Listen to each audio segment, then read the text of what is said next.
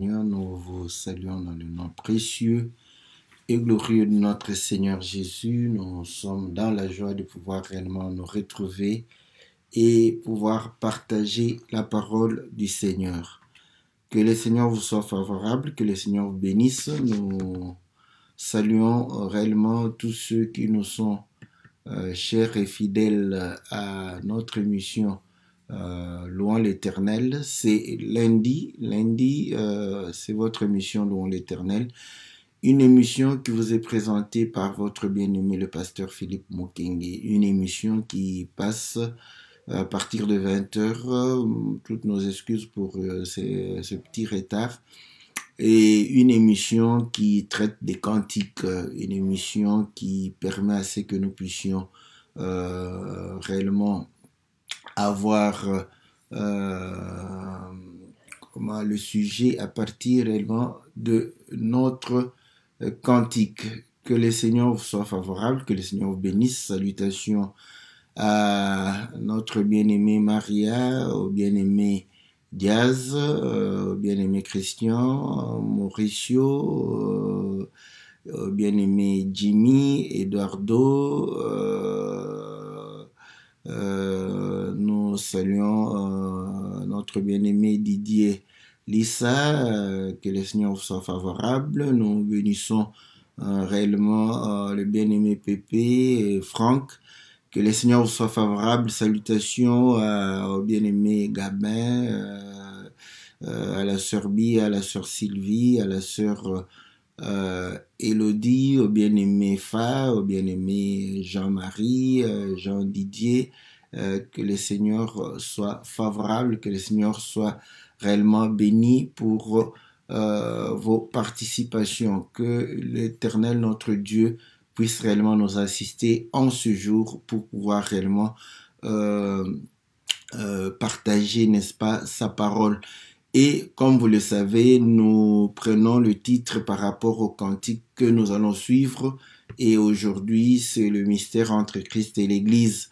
Donc, nous croyons que Dieu, qui nous a permis de pouvoir réellement nous réunir, nous retrouver tout autour de sa parole en ce temps, le Seigneur ne manquera pas de pouvoir réellement apporter solutions dans nos vies, dans nos problèmes, dans nos situations. Quelle que soit la situation que nous pouvons passer, rien n'est impossible à Dieu et rien n'est impossible à celui qui croit. Et si tu crois, tu verras la gloire de Dieu et la parole de Dieu est créatrice de toutes choses. Voilà pourquoi nous croyons que lorsque tu reçois la parole de Dieu, tu reçois la solution à ton problème, tu reçois la guérison, tu reçois réellement la victoire, tu reçois la délivrance, tu reçois la paix, la joie, tu reçois réellement la force, tu reçois réellement la réponse à ta préoccupation parce que tout ce qui existe a existé par la parole. Que l'Éternel, qui est le garant de sa parole, puisse accorder à chacun selon ses besoins parce qu'il lit le cœur de tout un chacun de nous. Voilà pourquoi nous croyons que là où tu es, ne t'inquiète pas, le Seigneur prendra en charge tes préoccupations. Préoccupe-toi de la parole du Seigneur et communie avec cette parole. Le Seigneur te fera grâce. Comme vous le savez, chaque lundi, c'est votre émission, c'est votre serviteur, le pasteur Philippe Mukenge, pour vous présenter Louons l'Éternel, une émission qui se base sur le cantique et nous allons pouvoir réellement écouter le cantique qui parle parce que vous savez le mystère grand entre Christ et l'Église, c'est sur base de ce lien entre Christ et l'Église et ce lien c'est le lien que nous retrouvons, n'est-ce pas, au travers les hommes, le lien entre l'homme et la femme qui est dans le mariage. Voilà, nous allons écouter le cantique, après quoi nous allons revenir dans notre studio virtuel pour pouvoir réellement partager ce moment de parole avec la grâce du Seigneur. Nous vous supplions de pouvoir réellement écouter ce cantique et nous allons pouvoir réellement recevoir la bénédiction de l'Éternel au travers de sa parole, dans le nom de notre Seigneur Jésus.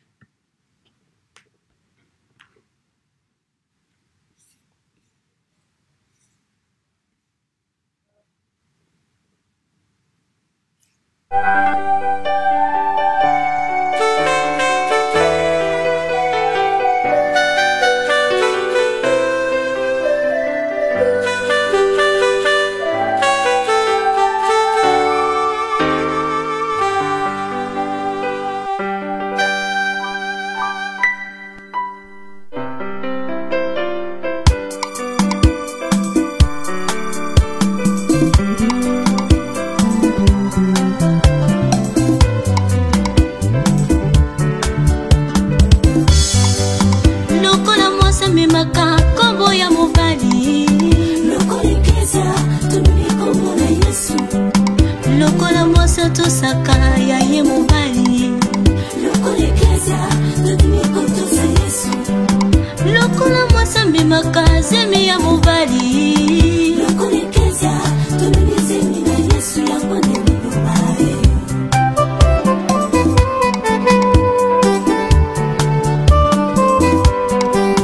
Lokola Eva bemana kati ya Adam.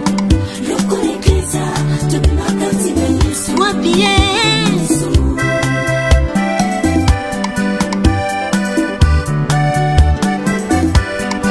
Lokola mobali singela sikanda koba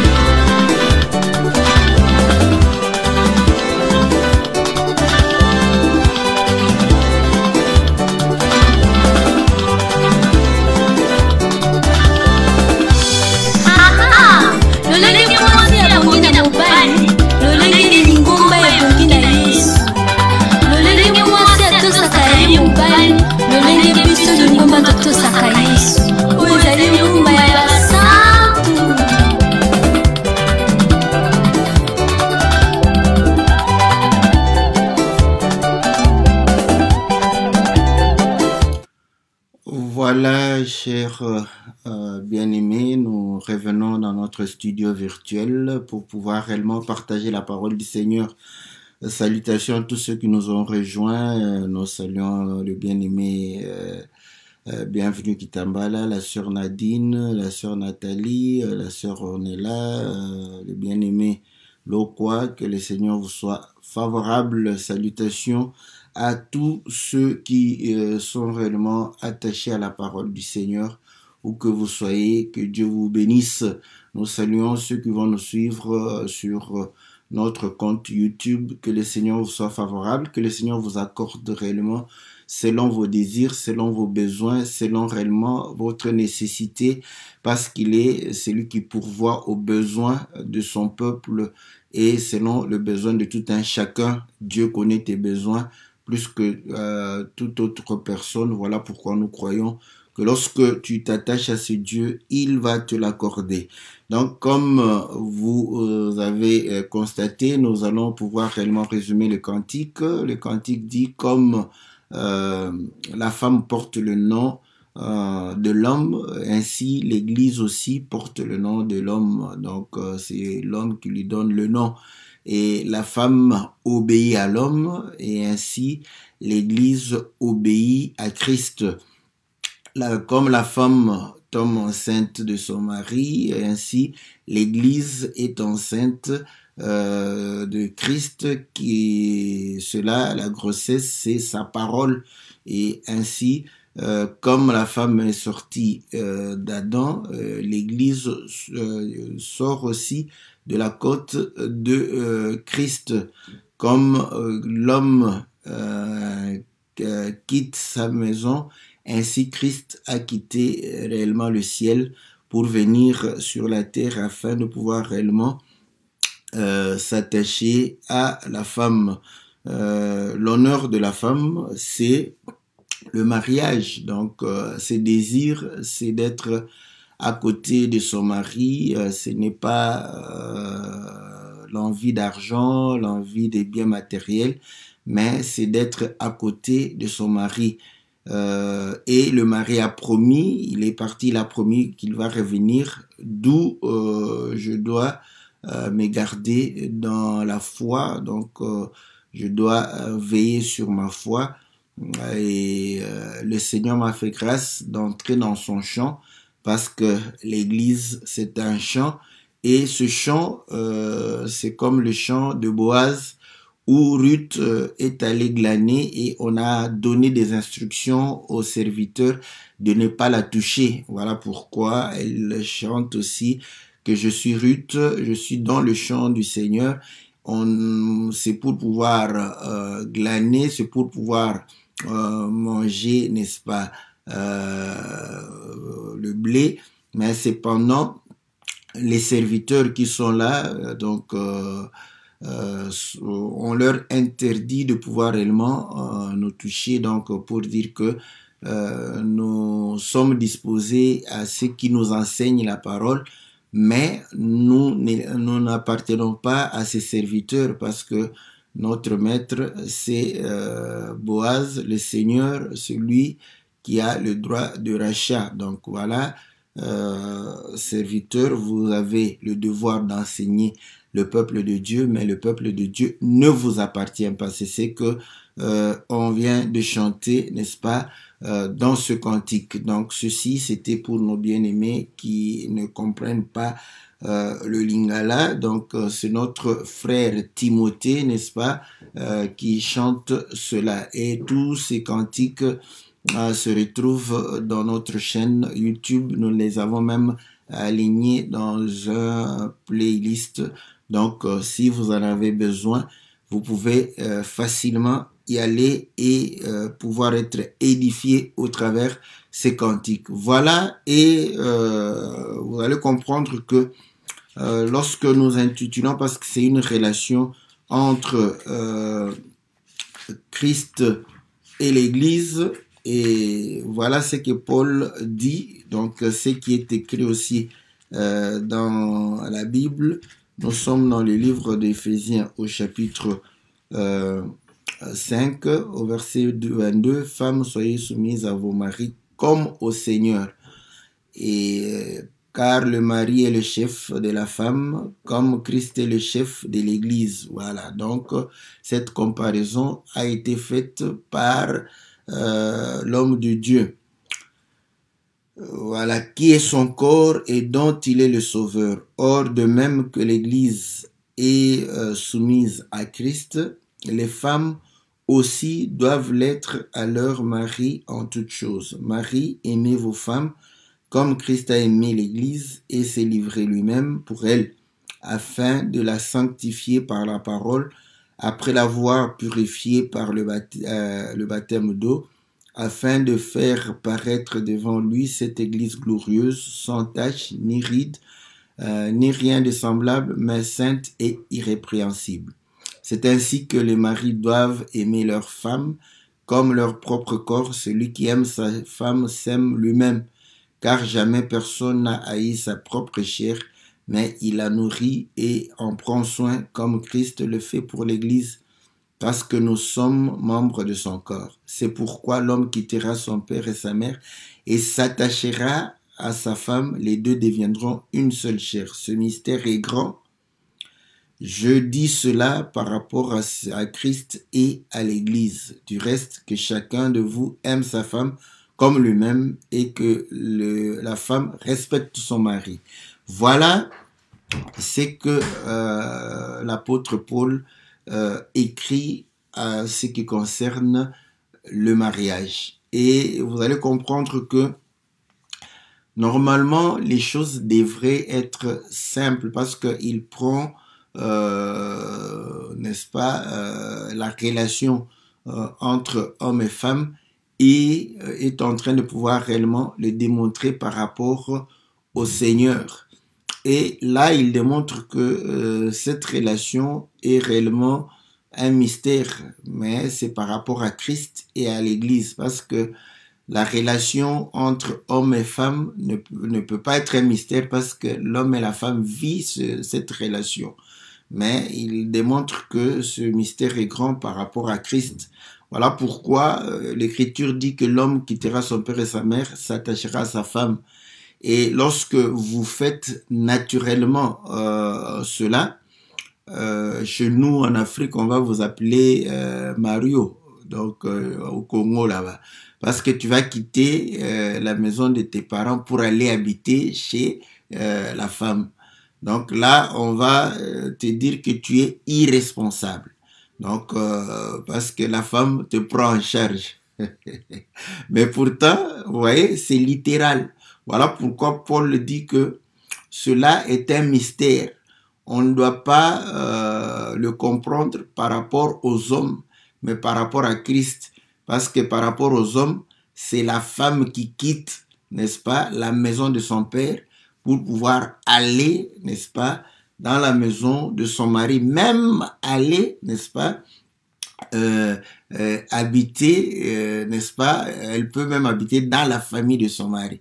Donc, on comprend que ceci démontre que quand on regarde les hommes, on peut ne pas comprendre, ne pas saisir, ne pas réellement avoir toute la lumière. Mais le Seigneur aidant, n'est-ce pas? Donc, c'est par rapport à Christ, par rapport, n'est-ce pas, à l'Église, qu'on peut comprendre ces choses.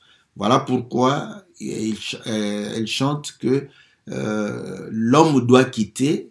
Et là, dans la Bible, nous avons l'exemple de Jacob. Là, Jacob littéralement aussi, parce que Jacob quitte la maison de son père, n'est-ce pas, et de sa mère, va aller, n'est-ce pas, vers Laban, et là va pouvoir réellement se marier à Rachel, à Léa, et habiter même là-bas pendant 20 ans. Donc, vous voyez, donc il a quitté chez ses parents, est allé s'attacher à sa femme, ou à ses femmes, n'est-ce pas? Mais dans la maison de de son beau-père. Donc là, c'est Jacob qui fait de manière littérale cette écriture-là. Mais quand vous voyez Isaac, Rebecca quitte la maison de ses parents pour aller vers, n'est-ce pas, le mari. Donc, c'est là où nous disons, tout ceci, c'est tout à fait normal. Ça explique, comme on dit, les choses qui concernent le Seigneur. Parce que le Seigneur a quitté le ciel, il est venu, n'est-ce pas, pour pouvoir réellement s'attacher à nous. Et c'est maintenant nous qui l'attendons pour que nous puissions aller, n'est-ce pas, là où il est. Donc, vous allez comprendre que Jacob allait là-bas, c'est pour pouvoir aller, n'est-ce pas, chercher une femme. Et après quoi, ils vont pouvoir réellement ramener sa famille, n'est-ce pas, dans la maison de son père. Voilà, donc, la première chose, bon, nous on suit le cantique, donc on dit que l'homme, n'est-ce pas, donne le nom à sa femme. Donc, c'est l'homme qui donne le nom à la femme. Voilà pourquoi, au commencement, il en était ainsi. Donc, voilà, nous lisons dans le livre de Genèse, n'est-ce pas?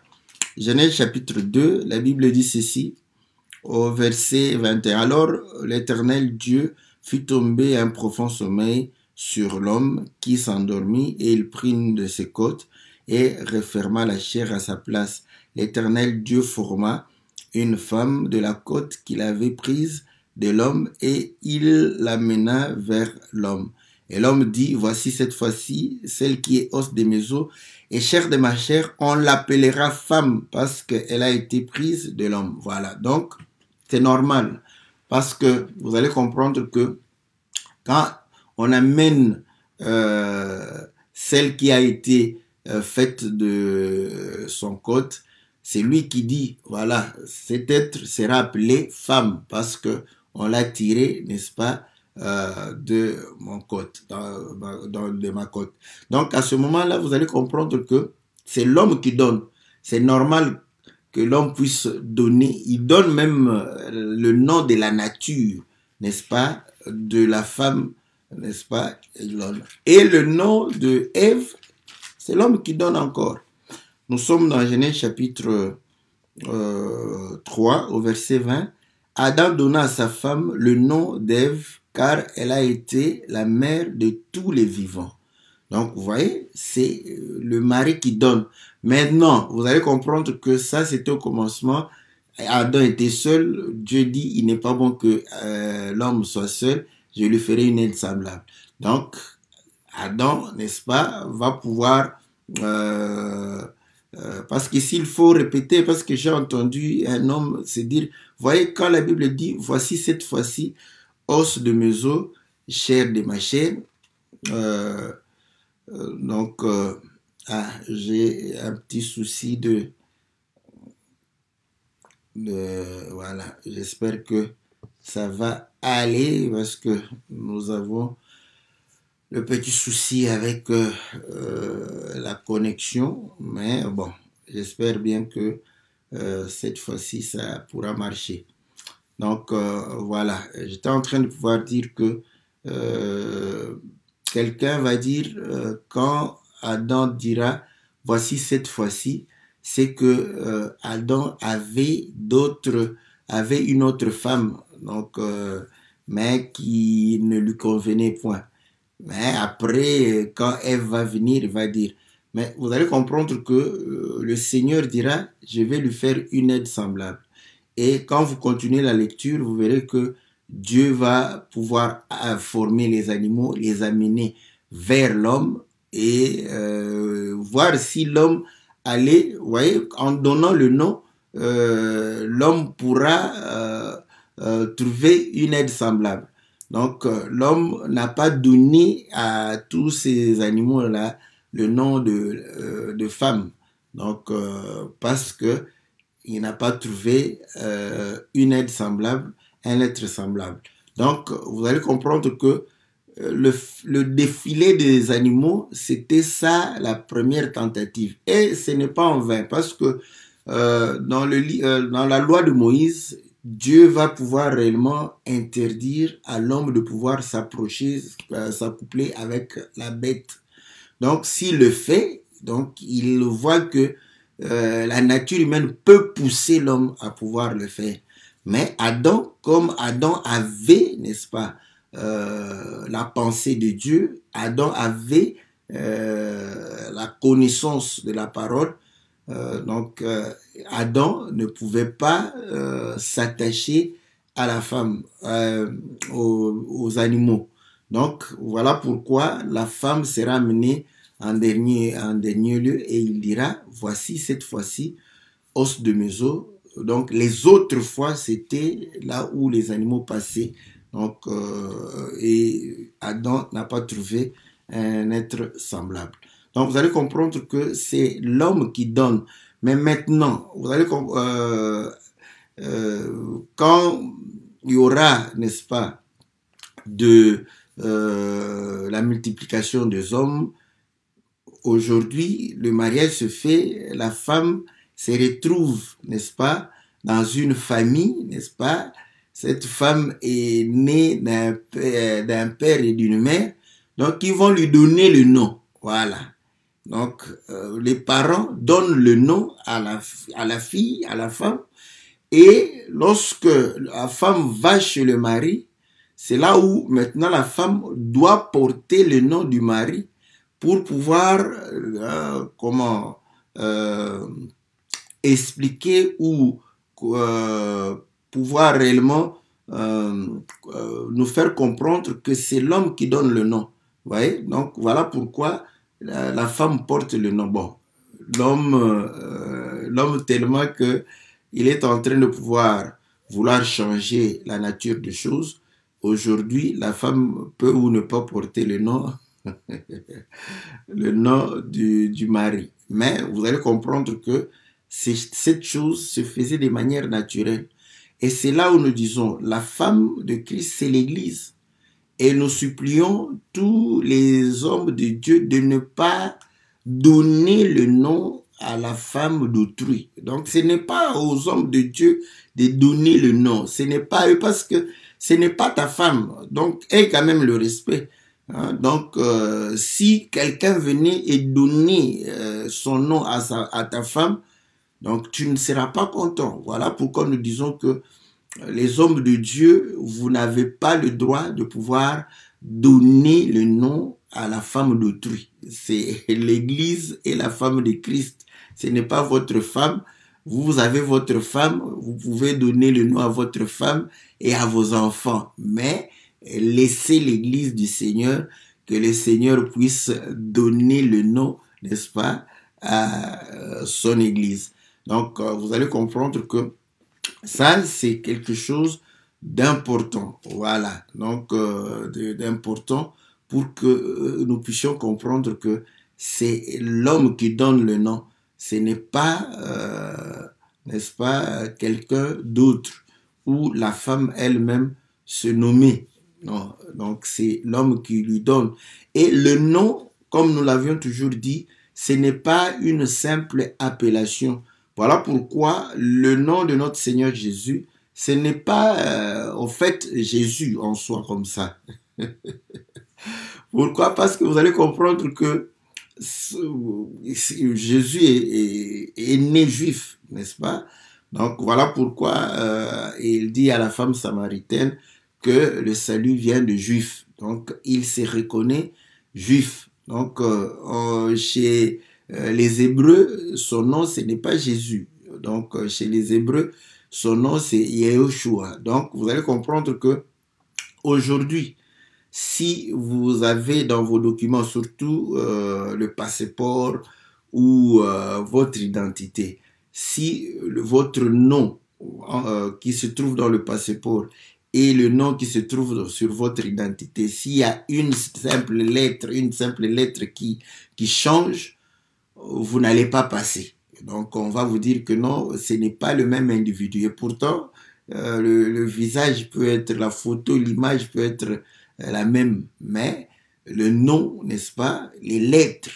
Donc, on regarde les lettres. Voilà pourquoi même pour être servi, lorsque on vous fait une chèque, donc lorsqu'on vous fait, n'est-ce pas, on vous transfère l'argent.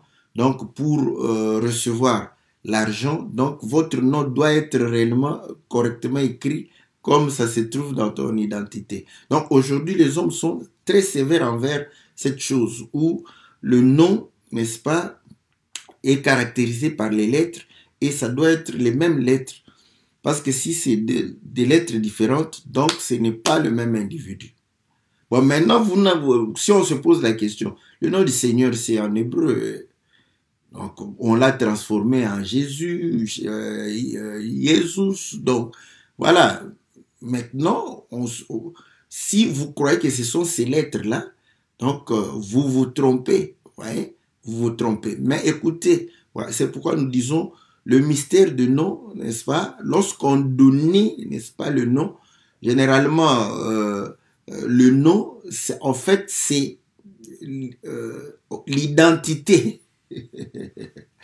L'identité non pas dans l'appellation, mais l'identité dans le fait que la nature même de la personne, n'est-ce pas, correspond à son nom. Voilà. Voilà pourquoi vous allez voir, on dit que tu lui donneras le nom de Jésus, il sauvera. Donc, ce nom, c'est par rapport au salut. Voilà.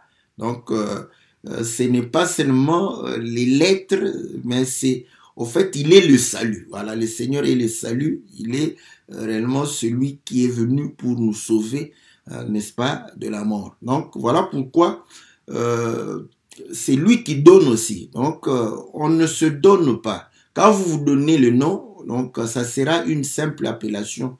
Ça sera une simple manière de vous différencier de quelqu'un d'autre, mais ça ne sera pas votre identité. Voilà pourquoi, quand vous lisez dans la Bible, vous allez voir que la manière dont on appelait, n'est-ce pas, les églises, c'est par rapport à la vie que ces églises menaient. Donc, ce n'est pas en vain que vous allez comprendre que on parlait, n'est-ce pas, de l'église de Dieu, parce qu'on retrouve Dieu dedans et la parole de Dieu. Et vous allez comprendre qu'on parle des églises des saints parce que ils sont sanctifiés. Soyez saints comme votre Père Céleste est saint. C'est le Seigneur qui a recommandé. Donc ce n'est pas un nom. Vous pouvez vous donner ce nom-là. Mais quand on va vous regarder, on va comprendre que vous n'êtes pas sanctifié, vous n'êtes pas saint, mais vous vous appelez saint. Parce que vous croyez que les noms, ce sont des lettres. Ce ne sont pas des lettres. Le nom, c'est au fait une identité, une nature que Dieu communique. Voilà pourquoi, regardez même, vous allez comprendre que les noms que Adam donne, n'est-ce pas, aux animaux, correspondent à leur nature. Voilà. Donc, c'est une nature. Quand Adam donne serpent, donc il y a une nature. Voilà pourquoi la Bible dit que le serpent était l'animal le plus rusé. Donc, il comprenait que en donnant cela, il y a une nature donc qui est communiquée, n'est-ce pas? Quand on donne au lion, donc il y a une nature qui est communiquée. Le nom, en fait, c'est vraiment ça. Bon, mais tes parents, quand ils te donnent le nom, bon, c'est la manière de t'identifier, de te différencier peut-être de tes autres frères, n'est-ce pas? C'est pas nécessairement la nature que Dieu, n'est-ce pas, va pouvoir te donner. Donc, on comprend que le nom de l'Église, n'est-ce pas, l'Église tient ce nom, n'est-ce pas, de l'homme. Et voilà, comme il dit que l'Église doit obéir, se soumettre à l'homme.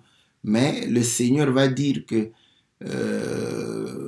la manière de pouvoir m'aimer, parce que c'est ça même l'amour de la femme. L'amour de la femme, c'est la soumission, c'est l'obéissance. Vous voyez, le Seigneur le dit, si vous m'aimez, gardez mes commandements. Si vous m'aimez, n'est-ce pas, vivez mes commandements. Donc, l'amour que nous avons pour Dieu, c'est de pouvoir garder sa parole, de pouvoir réellement respecter sa parole. Donc, mais aujourd'hui, vous allez comprendre que vous entrez dans une église, on vous présente un ancien, cet ancien-là n'est pas marié, l'ancien c'est un célibataire, ou bien on vous présente un ancien nouveau marié, il n'a même pas d'enfant, donc vous voyez, donc les gens font ce qu'ils veulent, donc ils n'obéissent pas, n'est-ce pas, au commandement du Seigneur, mais une église de Dieu obéit, n'est-ce pas, au commandement du Seigneur. Une église du Seigneur obéit à sa parole. D'où l'église est jugée non pas par rapport aux individus que vous voyez, mais l'église est jugée par rapport, n'est-ce pas, à la parole qui est prêchée et par rapport à la manière dont on respecte, n'est-ce pas, la parole de Dieu, on l'applique, n'est-ce pas. C'est là où on peut juger une église. Parce que vous allez comprendre que vous pouvez entrer dans une église où vous regardez dans l'apparence comme ça, vous voyez tout le monde, vous dites que non, ce sont des saints ici. Mais quand vous allez entendre la parole, quand vous allez voir les choses qui se font, n'est-ce pas, à ce moment, vous allez comprendre que ils n'ont aucun respect, n'est-ce pas, du mari, ils n'ont aucun respect du Seigneur, ils n'ont aucun respect, n'est-ce pas, de la parole de Dieu. Donc, vous allez comprendre que c'est véritablement ce qui fait que on puisse reconnaître l'Église du Seigneur. Donc, on reconnaît l'Église du Seigneur par l'obéissance, n'est-ce pas, à la parole du Seigneur. Ainsi, une bonne Église, n'est-ce pas, vérifie tout ce qu'on lui enseigne par rapport à la parole du Seigneur, parce que le Seigneur est la référence. Voilà pourquoi on a l'exemple des disciples de Bérée qui vérifiaient toujours ce qu'on leur prêchait quand on leur prêchait la parole. Donc c'est important, n'est-ce pas, de pouvoir comprendre. Et vous allez comprendre qu'une femme, n'est-ce pas, doit porter la sémence de l'homme. Et c'est important quand une femme porte la sémence de l'homme, c'est pour pouvoir reproduire, n'est-ce pas, la nature de l'homme. Voilà pourquoi vous allez comprendre que lorsque la femme porte la sémence de l'homme et donne, n'est-ce pas, les enfants, généralement les enfants reflètent la nature, n'est-ce pas, de l'homme. Nous le disons comme ça parce que vous allez comprendre que c'est véritablement ça. Quand on a la sémence, voilà pourquoi la Bible dit que un enfant de Dieu ne pêche point. Pourquoi? Parce qu'il a la sémence de Dieu. Vous voyez? Donc, si tu veux avoir la nature de Dieu, si tu veux avoir réellement reflété cette nature, tu dois véritablement porter la sémence. Donc, et la Bible dit, celui qui a le Fils a la vie. Celui qui n'a pas le Fils n'a pas la vie. Et le Fils, c'est qui? C'est la parole, parce que la parole a été faite chair. On l'a contemplé comme un Fils venu du Père. Donc, le Fils, c'est la parole. Donc, celui qui a la parole en lui a la vie, parce qu'en elle était la vie. Donc, et cette vie est la lumière des hommes. Donc, nous comprenons que voilà pourquoi dans le livre de Deutéronome, il a été dit que dans le pays où vous allez, il n'y aura pas de femmes stériles. Donc, pourquoi? Parce que Dieu sait que sa femme doit réellement porter sa sémence et pouvoir manifester, n'est-ce pas, sa nature. Donc, lorsque nous portons la sémence du Seigneur, le but, c'est de pouvoir manifester la nature de notre Dieu. Voilà. Donc, et la Bible dit que Ève est sortie, n'est-ce pas, la femme est sortie de l'homme. Voilà pourquoi il dira cette fois-ci, os de mes os, chair de ma chair. Donc, vous voyez, nous devons sortir. C'est-à-dire que être la révélation, n'est-ce pas, de notre Seigneur, refléter la nature du Seigneur, donc démontrer que nous venons. Voilà pourquoi le Seigneur disait aussi, je viens du Père, pour montrer que ce que je fais, c'est ce que fait le Père. Ce que je dis, c'est ce que dit le Père. Donc, si nous venons de l'homme, nous devons agir comme l'homme, nous devons parler comme l'homme. Voilà. Donc, c'est là où nous exhortons, n'est-ce pas, les enfants de Dieu, parce que le Seigneur n'a pas parlé de la terre, il a parlé du royaume de cieux. J'aime ça.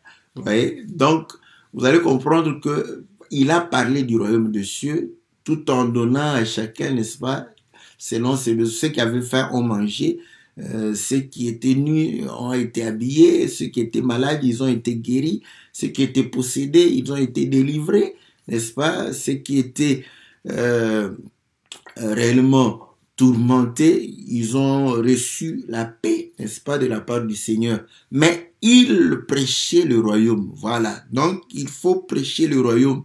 Et voilà pourquoi il recommande. Donc, nous comprenons que comme le Seigneur, sa manière de pouvoir parler doit être réellement notre manière aussi de pouvoir parler. Il a parlé du royaume, nous devons aussi parler du royaume. Donc, voilà ce qui nous identifie, n'est-ce pas, par rapport, n'est-ce pas, à Christ. Donc, pour dire que nous sommes sortis, n'est-ce pas, de lui. Le Seigneur démontrait qu'il est sorti du Père. Voilà pourquoi ce qu'il était en train d'annoncer et ce qu'il était en train de pouvoir dire, tout cela était réellement conforme, n'est-ce pas, à la parole de Dieu. Donc, je ne sais même pas si j'ai trop de coupures aujourd'hui. Je vais vérifier un tout petit peu parce que ma connexion n'est pas bonne. Voilà, donc j'espère que, voilà. Donc, bon, donc voilà, la connexion me fait vraiment défaut. Je ne sais pas pourquoi. Donc, supportez, j'espère que vous nous suivez toujours en continu. Donc, j'étais en train de pouvoir dire que sortir de, n'est-ce pas, cela voudrait dire que nous amenons l'identité, n'est-ce pas, de Dieu là où nous allons. Donc voilà, nous sommes sortis de l'homme, voilà pourquoi la femme va manifester, n'est-ce pas, en dehors de l'homme, l'identité de l'homme. Voilà. Et c'est ici où nous disons la femme est l'égale de l'homme. Là, les machos ont des problèmes. La femme est l'égale de l'homme, n'est-ce pas? Quand on dit comme ça ne veut pas dire que non, qu'on a les mêmes droits. Les enfants, ils sont humains comme nous. Nous sommes tous égaux. Mais, vous voyez, donc cela ne fait pas que les enfants deviennent nos chefs, que les enfants, non. Tout en étant, c'est-à-dire que en tant que être vivant, n'est-ce pas? Donc, ils ont tout le droit que nous avons.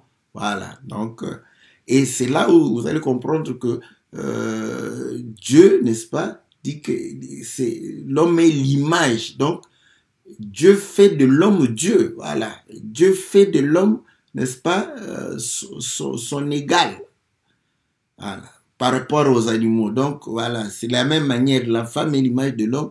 Donc, la femme, voilà, normalement, la pensée de l'homme doit se retrouver chez la femme.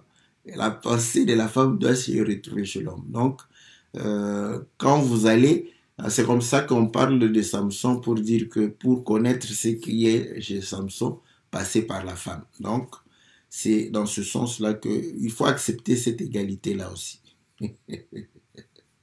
Voilà. D'ailleurs, même lorsque nous allons dans le fait que cette relation de chef, il y a égalité, parce que le Seigneur lui-même dira que l'homme est le chef de la femme. Ok. Il dit que Christ est le chef de l'homme. Ok. Maintenant, prenons Christ qui est le chef de l'homme. Philippiens chapitre 2 dit quoi? C'est lui le chef, il s'est fait serviteur. Ouais. Donc, tout en étant chef, il est serviteur. Maintenant, la femme est servante. Vous voyez? L'homme est chef et serviteur de la femme.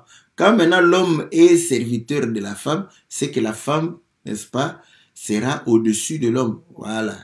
Donc, voilà pourquoi Philippiens le dit. Il dit, ayez les sentiments qui étaient en Christ. Considérez l'autre comme étant supérieur à vous. Ça, j'aime. Donc, il y a match nul. Même dans cette relation de chef, le Seigneur rend, n'est-ce pas, le match nul. Donc, pour dire que tu es chef, mais tu dois servir. Mais quand tu sais, tu es sous, n'est-ce pas, l'autorité, n'est-ce pas. Donc, quand oh là là, les hommes vont se fâcher. Donc, voilà pourquoi Pilate même disait, tu ne sais pas que j'ai le pouvoir. Le Seigneur dit, bon, on t'a donné pour un temps ce pouvoir-là. Donc, il voulait montrer que je suis ton supérieur, mais pour un temps, je me suis abaissé, n'est-ce pas, pour pouvoir te permettre, n'est-ce pas, de pouvoir quitter, n'est-ce pas, cet état du péché pour venir, n'est-ce pas, à la sanctification. Donc, le Seigneur s'est fait serviteur. Donc, voilà. Donc, le fait de sortir, l'Église, qui est une Église qui peut prétendre sortir de Christ, doit manifester la nature de Christ. N'est-ce pas? Les œuvres et les paroles doivent être conformes, n'est-ce pas, à la nature de Christ. Et l'honneur de la femme, n'est-ce pas, c'est le mariage, c'est l'homme qui honore la femme. Voilà pourquoi 1 Corinthiens chapitre 7 dit que si un homme trouve déshonorant que ces jeunes filles ne puissent pas aller en mariage, qu'ils puissent les marier. Donc vous allez comprendre que l'honneur de la femme, n'est-ce pas, c'est l'homme qui est l'honneur, n'est-ce pas, de la femme, c'est le mariage. Voilà pourquoi nous comprenons que une femme peut avoir tout ce qu'elle a, mais s'il n'y a pas un homme, donc elle va se sentir toujours, n'est-ce pas, seule et pouvoir réellement comprendre qu'il y a un ça ne va pas. Maintenant, je sens quelqu'un poser la question pour dire, ouais, alors, mais une femme ne peut pas, oui, tu peux rester seule. Mais vous allez comprendre que si l'homme naturel ici n'est pas dans ta vie, au moins l'homme Christ, si l'homme Christ est dans ta vie, c'est là où tu vas te sentir réellement. Donc, la femme a toujours besoin de l'homme. Bon, l'homme aussi a besoin de la femme, hein? Donc aujourd'hui il y a égalité. Voilà pourquoi Dieu a dit, il n'est pas bon que l'homme soit seul. Donc voilà, on a besoin de l'un et de l'autre. Donc voilà, c'est que, mais, donc vous allez comprendre que le Seigneur avait besoin de nous, voilà pourquoi il est venu nous chercher pour pouvoir réellement nous ramener, n'est-ce pas, dans la sanctification, dans la droiture, nous ramener dans sa maison. Donc voilà. Donc, et nous avons besoin de lui pour pouvoir, n'est-ce pas, continuer à pouvoir garder cette nature. Donc voilà pourquoi lorsque tes besoins sont tournés vers les biens matériels, ta vie sera conditionnée par rapport à ça. Tu feras tout pour avoir les biens matériels. Et Paul nous conseille pour dire que si nous avons cru en Christ seulement pour les biens matériels, nous sommes le bien de ce temps ici, nous sommes les plus malheureux.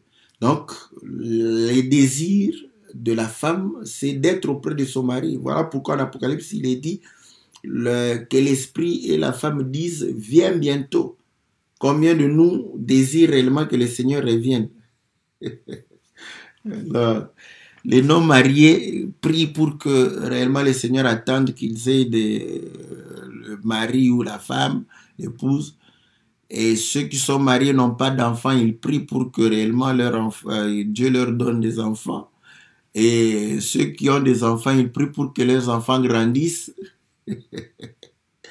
Et ils prient aussi pour que leurs enfants puissent se marier. Et on retrouve ce que le Seigneur a dit, ce qui se passa au temps de l'autre, se passera aussi au temps de l'avènement du Seigneur. Ce qui se passe au temps de Noé, se passera. Les hommes mangeaient, buvaient, se mariaient et mariaient leurs enfants. Donc, vous voyez, préoccupation de la terre, rien que la terre. Mais une bonne église, c'est une église qui pense Voilà pourquoi vous allez comprendre aussi que dans le mariage, une femme dont les pensées sont focalisées sur son mari, cette femme sera difficilement séduite. Une femme qui, n'est-ce pas, les pensées sont en train de pouvoir se promener par-ci, par-là, comprenez que c'est une femme dangereuse, n'est-ce pas, une femme qui peut facilement trahir le mari. Parce que, n'est-ce pas, vous allez comprendre que la tentation vient par les pensées. Donc, c'est naturel, tout à fait naturel, qu'une femme qui reste comme ça, pensive, vous croyez qu'elle pense à son mari, commence à penser au film romantique là. Ouais. Donc, ce n'est pas son mari qui fait l'objet de ses pensées. Comprenez que il y a danger, n'est-ce pas, dans la maison. Donc, voilà, c'est naturel. C'est tout à fait naturel. Ce sont des choses que nous pouvions comprendre de manière naturelle. Mais le Seigneur nous démontre que, voilà pourquoi on chante que nos désirs, les désirs de la femme doivent se tourner vers son mari. Vous voyez? C'est vrai que nous pouvons avoir cette compréhension que non, quand tu as besoin des vêtements, tu vas chez ton mari, tu as besoin de la voiture, tu vas chez ton mari, tu as besoin de l'argent, tu vas chez ton mari. Ce n'est pas mauvais de penser de cette manière. Oui, mais les désirs aussi doivent être les préoccupations de ton cœur tournées vers ton mari. Ça, c'est vrai. C'est comme ça que vous allez comprendre que quand les désirs de la femme sont tournés vers l'argent, vers... ouais, donc, à ce moment-là, il y a moins d'attachement vers le mari. Les Blancs, bon, chez nous, c'est assez... Les Blancs, ils vivent ça parfois. Hein, donc, la femme se préoccupe, les femmes qui sont mieux placées, qui peuvent faire beaucoup d'argent, une belle carrière, tout ça. Donc, elle se préoccupe moins du mari. C'est sa carrière qui l'intéresse. Donc, elle est tout le temps focalisée. D'où moins d'attachement à son mari. Donc, vous voyez, ce sont des choses que nous pouvons vivre naturellement. Et là, vous allez comprendre que une église où on ne prêche que la terre, donc c'est une église qui ne voudra pas être enlevée. Voyez? Voilà pourquoi quand on parle à une telle église de l'enlèvement, on leur parle, n'est-ce pas, des choses qui pourront arriver après l'enlèvement. Ah, ils ont peur, voilà. Et pourtant, on doit désirer aller, n'est-ce pas, auprès du Seigneur. Quelle est cette femme-là qui est encore chez ses parents? Ou bien, voilà, on lui dit, donc, le mari est prêt pour t'accueillir et elle pense encore aux histoires de la maison. Non, non, non, ses pensées seront tournées, n'est-ce pas, vers le mari. Donc, voilà, c'est que on est en train de pouvoir chanter. Donc, et là, comme nous avons commencé, l'église de 1 Corinthiens chapitre 3 nous dit que c'est le chant de Dieu. Et dans le chant de Dieu, il y a des serviteurs. Les serviteurs, ce sont les ministres de la parole, non seulement de la parole, il y a aussi ceux qui sont là pour l'administration, tout ça pour le bon fonctionnement de l'église, afin que les enfants de Dieu puissent avoir, n'est-ce pas, un lieu où pouvoir avoir la possibilité de pouvoir glorifier le Seigneur avec toute quiétude. Donc, nous comprenons que c'est là où il chante que ce chant, c'est le chant de Dieu, c'est pas le chant. Voilà pourquoi abusivement, mais ça traduit aussi l'état d'esprit des gens. On identifie les églises par rapport aux pasteurs. Donc, c'est déjà grave. On dit l'église de tel pasteur. Donc, comprenez que ils ont caché cela, mais finalement, ça ressort. Lisez dans la parole de Dieu, si vous allez voir que l'église de Paul, l'église de Pierre, l'église de Jean, il n'y en avait pas. Et ce langage n'était même pas dans la bouche des fidèles, dans la bouche des frères et des sœurs. Jamais. Donc, au temps de Paul, vous posez la question à un frère, il te dit que non, je pars à l'église de Paul. Jamais, il va jamais te dire ça. Il va te dire que non, je pars à l'église du Seigneur. Je pars à l'église, il ne dira jamais, je pars à l'église de Paul. Mais aujourd'hui, les gens le disent facilement parce qu'en réalité, les églises appartiennent à ces gens-là. Voilà. Mais elle chante, non, non, non, non. Vous êtes des eunuques, donc vous n'avez pas droit de pouvoir me toucher. Voilà. Donc j'appartiens, n'est-ce pas, à mon mari.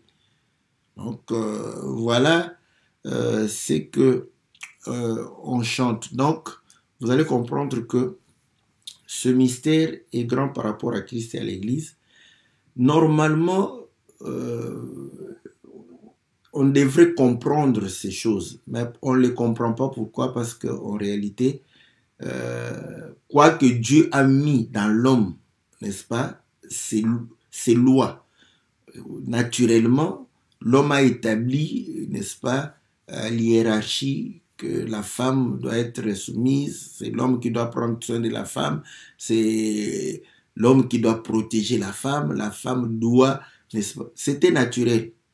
Mais pourquoi l'homme naturel et la femme naturelle n'arrivent pas à vivre le mariage comme il se doit? Parce qu'en réalité, vous allez comprendre que pour pouvoir vivre naturellement un mariage dans la paix et épanoui, il faudrait comprendre ce que c'est le mariage du Seigneur et de Christ. Et à ce moment-là, chacun de vous doit transposer ce mariage, n'est-ce pas, dans son mariage. Voilà, c'est là où vous allez comprendre que Dieu, comme je le dis, ne les cherchez pas ailleurs. C'est en vous que Dieu est venu habiter. Donc, vous allez comprendre que quand tu regardes ta femme comme ça, quand tu la considères comme réellement ta femme, tu auras des difficultés d'accomplir ce que la parole de Dieu dit. Mais si tu te considères, tu te dis que non, voilà, moi je suis à la place de Christ et ma femme, n'est-ce pas, à la place de l'Église. À ce moment, tu comprendras que ton attitude sera différente parce que si tu voudrais, par exemple, faire quelque chose, tu te poses simplement la question, mais si l'Église du Seigneur avait fait ce que ma femme a fait, quelle serait la réaction du Seigneur par rapport à son Église? Et quand tu as la réponse, agis envers ta femme de la même manière. Vous voyez? Donc, c'est de cette manière que les gens vont vivre. Et la femme aussi pouvait dire, ok, maintenant, si le Seigneur m'avait fait, parce que vous savez qu'envers le Seigneur, on est très pudique. Hein? Mais devant la mort, j'aime les femmes africaines. Là, elles vont commencer à pleurer. Ah, Seigneur, pourquoi tu m'as fait ça? Voilà. Voilà. Donc, elle comprend que c'est le Seigneur qui a fait que la personne chère meurt. Donc, elle demande des explications. Mais quand elle demande des explications, elle ne se fâche pas. Hein? Parce qu'elle sait que c'est le Seigneur. Ce que le Seigneur a fait. T'as fait du bien? Non. Il faut être honnête. C'est pourquoi les femmes disent, ah Seigneur, pourquoi tu m'as fait ça? Ah non, non, je n'avais pas cru, tout ça. Donc, elles traduisent, n'est-ce pas, un état d'esprit où elles peinent, elles souffrent. Mais cette souffrance vient de qui? Du Seigneur. Mais maintenant, quelle est ta réaction par rapport au Seigneur? Comment tu lui parles? Malgré que tu es en train de confesser que ce mal-là vient du Seigneur. Parce que tu n'as pas dit que, oh diable, tu as vu ce que tu m'as fait. Tu as dit, Seigneur, tu as vu ce que tu m'as fait. On ne s'était pas entendu comme ça. Voilà. Hein? On ne s'était pas entendu comme ça. Voilà. Maintenant, quand tu t'entends avec ton mari et que ton mari, n'est-ce pas, ne fait pas ce que vous êtes entendu, comment tu réagis? Comment tu réagis avec ton mari? Ouais? Mais avec le Seigneur, vous vous êtes entendu autrement et le Seigneur agit autrement. Pourquoi tu ne te fâches pas?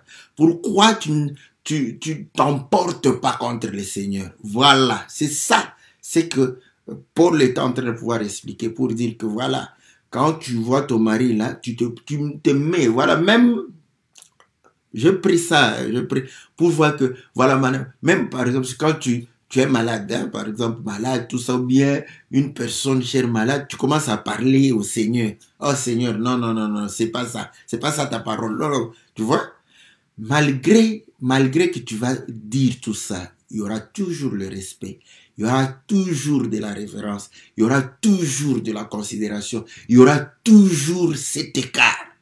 Mais tu peux réellement, comme Anne, déverser ton cœur devant le Seigneur, mais le respect ne manquera pas. Donc voilà, donc vous allez comprendre que c'est vraiment facile si vous comprenez ces choses. Si vous comprenez, vous allez vivre un mariage paisible, un mariage heureux, un mariage stable. Vous n'allez pas envier parce que le Seigneur sera avec vous. Voilà, bien-aimés dans le Seigneur, ce que nous pouvions, n'est-ce pas, dire par rapport à ce cantique de notre bien-aimé Timothée, n'est-ce pas, Timothée Mateta, donc qui est notre bien-aimé qui se retrouve à Brazzaville, n'est-ce pas, c'est là où nous voudrions réellement, n'est-ce pas, mettre un point. C'est vraiment, bon, c'est difficile par la chair, vous voyez. Donc quand tu veux te soumettre, être gentil envers ton mari par la chair, le jour où le mari va commencer à te faire du mal, toute la gentillesse, toute la soumission sera donc sera mise de côté. Vous voyez? Donc c'est difficile de vivre la parole de Dieu par la chair. Mais je vous dis que c'est facile lorsqu'on se laisse. Voilà pourquoi le Saint-Esprit ne doit pas être comme un robot qui vient te remplacer. Non. Le Saint-Esprit vient, n'est-ce pas, t'inculquer des sentiments de Dieu en toi. Voilà. C'est ça le Saint-Esprit. Voilà pourquoi quand tu écoutes la parole de Dieu, tu reçois cette parole.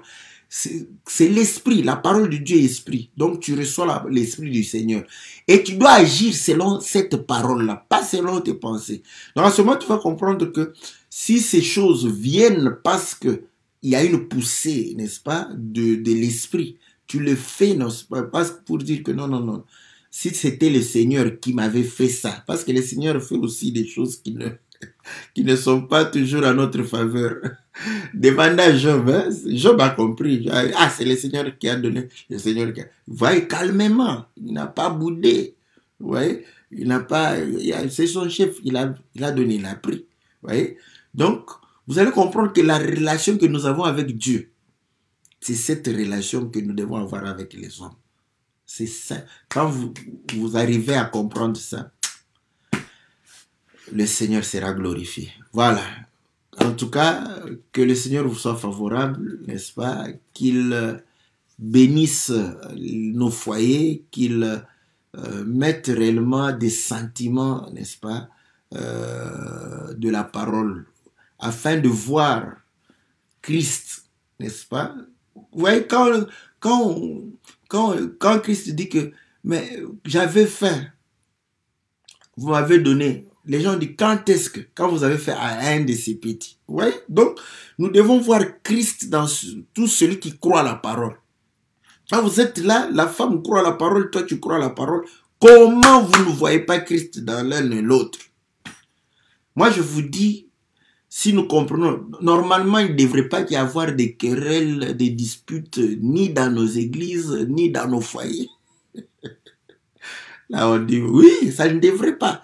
Mais pourquoi il y a des disputes, il y a des querelles? Parce que certains d'entre nous ne comprennent pas encore. Voilà.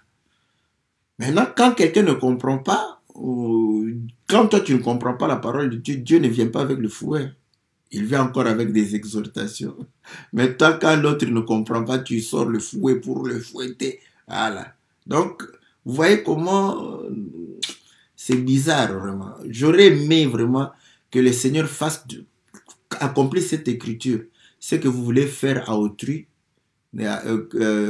qu'on vous fasse aussi. Hein, parce que ce que vous voulez qu'on vous fasse, faites-le à autrui. Donc, quand toi, tu es en train de pouvoir prendre le fouet chicoté, que Dieu sorte de son fouet, tu chicotes aussi. Comme ça, tu comprendras que C'est ce que le Seigneur a dit. Hein. Il a remis la dette de quelqu'un, il est allé là-bas. Il a dit, mais moi je t'ai remis, pourquoi tu n'as pas remis là-bas? Donc, bon, je mets un point virgule ici. Un point virgule. Parce que si réellement on savait s'aimer, non, on serait pratiquement au paradis. Bon, supportons-nous les uns les autres, n'est-ce pas? Ceux qui comprennent, c'est surtout ceux qui comprennent, doivent aider ceux qui ne comprennent pas encore. Donc, au fait, vous comprenez, celui qui comprend, c'est celui qui a raison. Mais doit supporter. Donc, doit supporter celui qui a tort. Donc, céder sa raison à celui qui a tort. Que Dieu soit loué, que Dieu vous bénisse. On se retrouve, n'est-ce pas, mercredi. Je vais répondre à la question d'un bien-aimé. Ça faisait trop longtemps, j'avais même oublié. Mais je vais répondre à cette question-là. Et j'espère que ça sera aussi une bonne parole que le Seigneur va nous accorder afin que nous puissions partager ensemble. Que Dieu vous bénisse, que Dieu vous soit favorable, que nos familles vivent en paix, dans le nom puissant et glorieux de notre Seigneur Jésus. Amen.